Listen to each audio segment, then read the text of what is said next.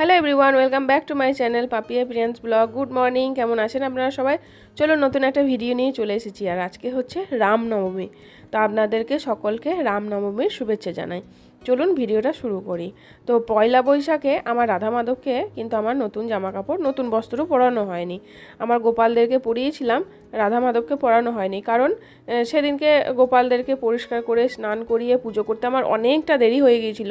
তো সেই জন্য তখন আর পরানো হয়নি। সেই জন্য ভেবেছিলাম রামনবমীর দিন রাধা মাধবকে নতুন একটা বস্ত্র পরিয়ে দেবো। আর এখন যে হারে গরম পড়েছে, ফুল গাছগুলোতে মোটামুটি সকাল বিকেল দুবার করে জল দিতে হচ্ছে। আর আজকে সকালে কি হয়েছে বলুন তো? আজকে সকালে এই ফুলগুলো সব গাছের মধ্যেই ছিল, সেই মুহূর্তে আমি জলটা দিয়ে ফেলেছিলাম। তো ফুলের পাপড়িগুলো না অনেকটা কেমন একটা কালো কালো ভাব হয়ে গেছে। ফুলগুলো বেশ একটা সতেজ ভাবটা নেই।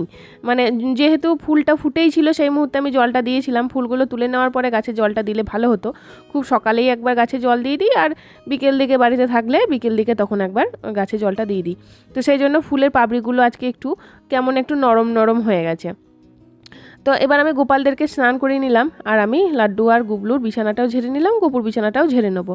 আর আপনারা অনেকেই কমেন্ট করেন যে এই বিছানাগুলো আপনি নিজে তৈরি করেছেন। তো হ্যাঁ, এগুলো আমি নিজের হাতে বানিয়েছি, এর ভিডিও আমার চ্যানেলে বানানো আছে। গাছের তুলো হয় আর কি, বাড়িতে আমাদের গাছ আছে, তো সেই তুলো থেকেই আমি এই বিছানা বালিশগুলো বানিয়েছি। আর গুবলুকে আজকে ড্রেসটা চেঞ্জ করে ছোট ড্রেসগুলো পরিয়ে দিলাম, কারণ গরম যেহেতু প্রচণ্ড পড়ে গেছে।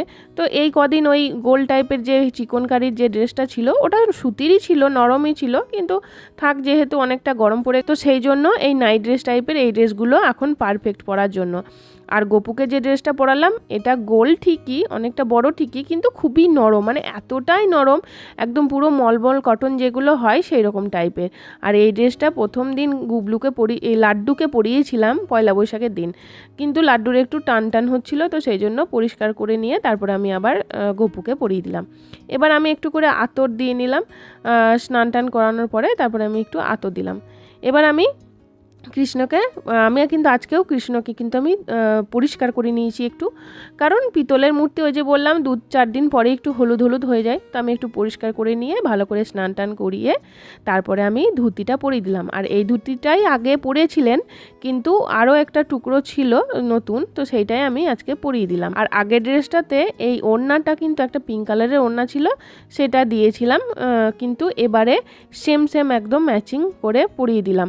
আর একদম খুব হালকা পাতলার মধ্যে, খুবই নরম এই কাপড়গুলো, গরমের জন্য পারফেক্ট।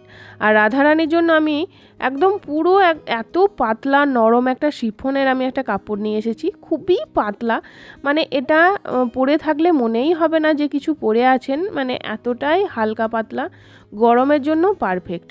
তবে আপনারা, আজকে আমি এই রাধারানীর একটা শর্টস দিয়েছিলাম, আপলোড করেছিলাম, তো আপনারা কিছুজন কমেন্ট করেছিলেন যে রাধারানীকে এতটা গরমে এত ভারী ড্রেস বা এত জুয়েলারি বা মাথার যে মুকুটটা সেটা না পরালেই ভালো হয়, যেহেতু এতটা গরম।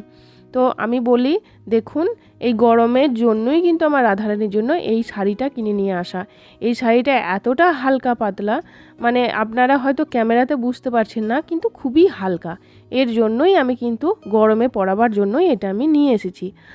আর যে জুয়েলারিগুলো দেখছেন সেগুলো তো হালকার মধ্যে বড় বড় জুয়েলারি, ওগুলো এতটা অসুবিধা হবে বলে আমার মনে হয় না। আর এই যে মাথার মুকুট বলছেন না, এটা কোনো মুকুট নয়, এটা একটা মালা, ওই কাগজের টাইপের মালা, এটাও খুবই হালকা। আমি জাস্ট শুধুমাত্র মাথার ওপরে এটা শাড়িটার সঙ্গে ম্যাচিং হচ্ছে বলে কিন্তু আমি এটা দিয়ে রেখেছি। একটা ফুল আর এক সাইডে হলুদ রঙের মালাটার মতো হয়ে আছে। তো এটা খুবই হালকা, একদমই হালকা, কোনো ভারী নয়, আমার হাতে নিলেও বোঝা যাবে যে হ্যাঁ এটা কতটা হালকা। এবার আপনারা তো সত্যি ধরুন ভিডিওতে দেখছেন, বুঝতে পারছেন না, কিন্তু খুবই হালকা। তো রাধারানীকে আমি রেডি করিয়েছি, তারপরে আমি একটু আতর দিয়ে দিলাম, তারপরে আতর দেওয়ার পরে আমি সবাইকে একটু আয়না দেখিয়ে দিলাম, একটু আয়না দর্শন করে দিলাম। তো এই দেখুন, শাড়িটা বুঝতে পারছেন কতটা হালকা, আমি গরমের জন্যই কিন্তু এই শাড়িটা নিয়ে এসেছি। এই জাস্ট কিছুদিন আগেই আমি কিনেছি, 2-3 দিন হলো হয়তো, পয়লা বৈশাখের আগেই আমি কিনে নিয়ে এসেছি। শাড়িটা খুবই হালকা, আমি রাধারানীকে পরাবো বলি। আর আমার শ্রীকৃষ্ণকেও দেখুন, ধুতিটা খুবই ছোট্টর মধ্যে হালকা করে আমি পরিয়ে রেখেছি।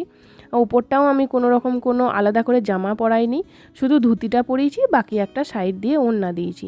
মানে গরমের জন্য এটা একদমই পারফেক্ট। হ্যাঁ, এবার আপনারা হয়তো বলছেন মাথার এই মুকুটটার জন্য হালকা একটা মুকুট দিতে, কিন্তু বিশ্বাস করুন মুকুট যদি আমি দিই হয়তো এর থেকেও ভারী হবে সেই মুকুটটা, কিন্তু এইটা এতটাই হালকা। কিন্তু হ্যাঁ, বড় লাগছে, মোটা লাগছে বলে হয়তো মনে হচ্ছে এটা অনেকটা মোটা।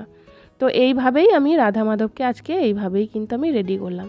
তবে আজকে রাধা মাধব কিন্তু একদম পুরো ম্যাচিং হলুদ হলুদ কালার, আর আজকে খুবই সুন্দর লাগছে না? খুব ভালো লাগছে। আমি তো আমার রাধা মাধবকে যতবারই এইভাবে রেডি করি না, আমার মনে হয় যেন আমি আজকে এইটা করলাম, এটা সব থেকে ভালো হলো, আগে যেমন করেছিলাম তার থেকে আজকে হয়তো আমার রাধা মাধবকে বেশি সুন্দর লাগছে। এইরকমই হয়তো এরপরে কোনো রকমভাবে আমি হয়তো সাজাবো গুছাবো, তখন মনে হবে যেন না এইটা সব থেকে ভালো হলো। তো প্রত্যেকবারেই কিন্তু আমার এইটাই মনে হয়। তো আপনাদেরও যে শর্টস ভিডিওতে কমেন্ট করছিলেন সেটারও অ্যান্সার আমি দিলাম। আমার মনে হলো যে হ্যাঁ, এই ভিডিওতে একটু আলোচনা করে দিই, তো সেটা আলোচনা করে দিলাম। বাকি আপনাদের মতামত আবার আমাকে কমেন্টে জানাবেন। আপনারা অবশ্যই কমেন্টে জানাবেন, আপনাদের যা মতামত থাকবে অবশ্যই কমেন্টে জানাবেন। তো চলুন, এইভাবে আমার রাধা মাধবকে রেডি করে গোপালদেরকে স্নান করিয়ে আজকে রামনবমীর দিনে আমি এইভাবে কিন্তু পুজো দিলাম। বাকি সব ঠাকুরের আমি পুজোটা করে নেব, তারপরে আরতি করে আমার পুজো আজকের মতো কমপ্লিট হবে। তো এই ছিল তাহলে আজকের ভিডিও। কেমন লাগলো অবশ্যই বলবেন। যদি কিছু ভালো লেগে থাকে তাহলে প্লিজ লাইক কমেন্ট শেয়ার করতে ভুলবেন না।